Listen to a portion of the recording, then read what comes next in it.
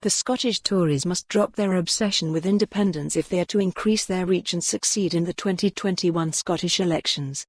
That was the advice from a senior Scots academic, who said that the Conservatives' campaign in Scotland focused on blocking a second independence referendum while failing to appeal to other voters on any other meaningful issues. Others have predicted a bleak outcome for both Labour and the LibDems unless they take drastic action to change their appearance and appeal to the electorate. Following the chaos of the latest general election, political parties will already be analysing how the results can help inform their campaign going into the Holyrood poll in 18 months' time, with lessons to be learned on all sides.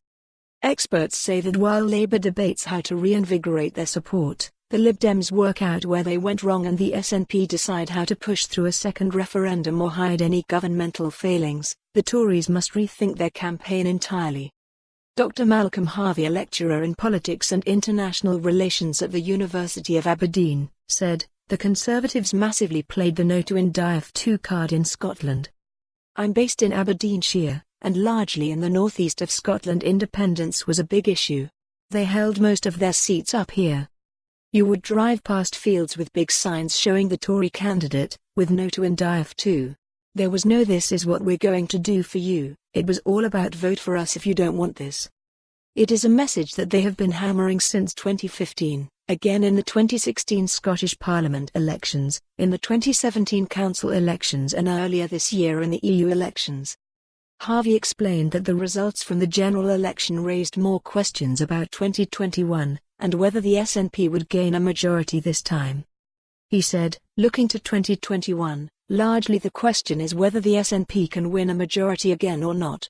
By the time 2021 comes around, the SNP will have been in government for 15 years, and they don't have a good record of government, largely speaking, in this time, but none of the other parties really look like an alternative government. Labour got an absolute shellacking in the general election this time. The Conservatives at Holyrood, if you had their Westminster MPs, they would look more like a potential government than some of the ones who are now in Holyrood right now. Can they now move up to that level? If the SNP can get to 65 seats, I think that would put more pressure on the constitutional question. All Boris Johnson has to say is no, you're not having a referendum. Some people from the SNP are talking about legal options, but I don't know what those legal options are. It is quite clear that the Constitution is a reserved issue, and is at tea. For more on this story, visit the news article link.